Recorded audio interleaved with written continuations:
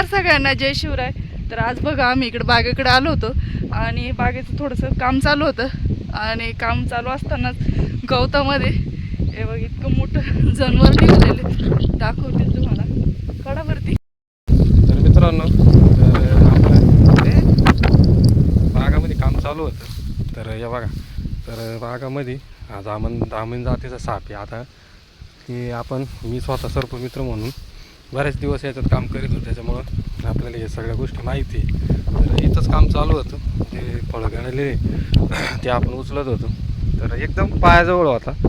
तर अशा पद्धतीने म्हणजे गवता वगैरे किंवा पाण्याच्या शोधामध्ये या असे बागामध्ये बऱ्याचशाच याच्यापासून आपल्याला कुठल्याही प्रकारचा धोका नाही, उलट याच्यापासून फायदा आहे. कारण की उंदीर वगैरे खायला हा साप बऱ्यापैकी खातो. टोटल नॉन पॉयझन आहे. दामण जातीचा साप आहे, ग्रामीण भागात बऱ्यापैकी आढळतो. तर त्याची साईज वगैरे तुम्ही बघू शकता. आता पूर्णपणे गवतामध्ये इकडून येणार. तर हे बघा गव्हाळामध्ये फसलेलं आहे त्याचं तोंड आणि मागून शेप जे आहे ते त्यांच्या हातामध्ये.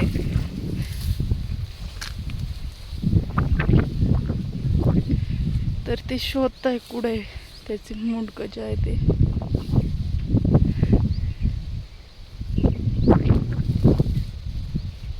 तर वातावरण बघ इकडचं कसं झालंय, आता पाऊस वगैरे नाही आहे, हळू.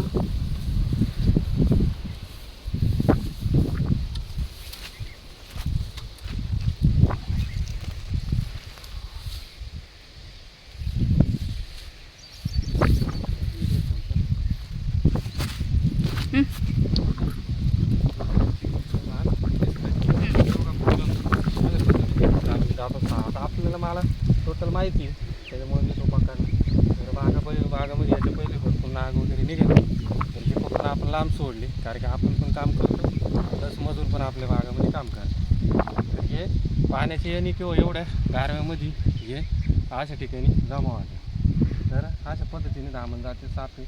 इथली माणसाला कुठल्याही प्रकारचा काहीच प्रॉब्लेम नाही, कारण की त्याच्यामध्ये साप प्रकारच नाही. तो चावला एखाद्या तरी कसल्याच प्रकारची काही अडचण येत नाही. आणि दुसरी गोष्ट, साप चावल्यानंतर माणूस सापाचे चावल्यापेक्षा घाबरल्याने जास्त प्रमाणात त्याला प्रॉब्लेम येते. नाही बाकीचा दुसरा कुठला प्रॉब्लेम येत नाही. तर तेव्हा एकदम शांततेत होती ती. तर हे फक्त तुम्हाला दाखवायचं एवढंच उद्दिष्ट आहे तर ती अशा प्रकारे दिसते. आणि पिवळा कलर बऱ्याच शेतकऱ्याला माहिती पण आहे. आणि दिसली पण तर घराजवळ असेल तर लांब काढून द्या, बाकी त्याला मारू वगैरे काहीच नका, कारण की ते कुठल्याच प्रकारचं आपल्याला त्याचं प्रॉब्लेम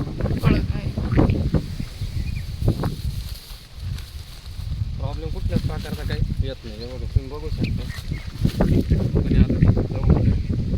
चांगल्या याची आणि उंदीर खायला हा साप सगळ्यात बेस्ट. त्याच्यामुळे याला सायंटिफिकली नाव रेड स्नॅक म्हणून दिलं आहे.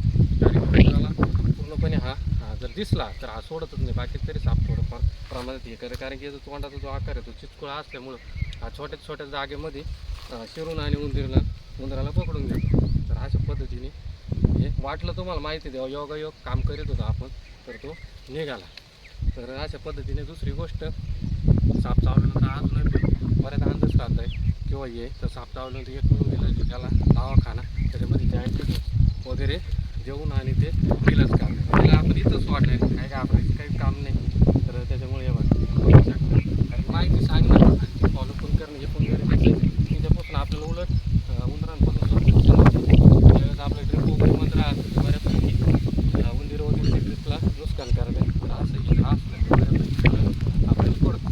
तर आपण इथंच जागेत रिलीज करून घेऊ, काही प्रॉब्लेम नाही.